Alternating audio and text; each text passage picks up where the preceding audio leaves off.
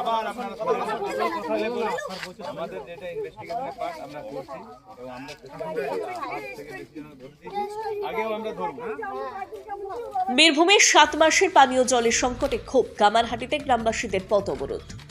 বীরভূম জেলার ময়ূরেশ্বর 2 নম্বর ব্লকের রাজচন্দ্রপুর সংসদের অন্তর্গত কামারহাটি দাসপাড়ায় প্রায় 7 মাস ধরে চলছে চরম পানীয় জলের সংকট।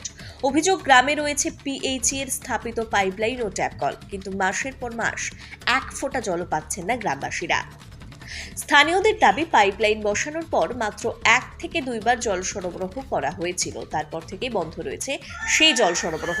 এই দীর্ঘস্থায়ী সমস্যার কথা বারবার বিভিন্ন দপ্তরে জানানো হলেও কোনো স্থায়ী সমাধান মেলেনি, ফলে ক্ষোভে ফুঁসছেন গ্রামবাসীরা। অবশেষে শুক্রবার সকালে গ্রামের নারী পুরুষ সকলের হাতে কলসি, বালতি ও ড্রাম নিয়ে নেমে আসেন সাইথিয়া তারাপীঠ মূল সড়কে। রাস্তার মাঝখানে এসব বসিয়ে দিয়ে শুরু হয় পথ অবরোধ কর্মসূচি। তাদের স্পষ্ট বক্তব্য, জল না পেলে রাস্তাও ছাড়া হবে না। প্রায় 1 ঘন্টা ধরে এই অবরোধ চলতে থাকে, ফলে দুই দিকে দীর্ঘ যানজটের সৃষ্টি হয়। খবর পেয়ে দ্রুত ঘটনাস্থলে পৌঁছয় ময়ূরেশ্বর থানার পুলিশ বাহিনী। শুরু হয় পুলিশের সঙ্গে গ্রামবাসীদের তীব্র বাকবিতণ্ডা। গ্রামবাসীরা জানান, বারবার প্রতিশ্রুতি পেলেও বাস্তবে পানীয় জলের ব্যবস্থা হয়নি। অবশেষে পুলিশের হস্তক্ষেপ ও আশ্বাসে অবরোধ তুলে নেন তারা।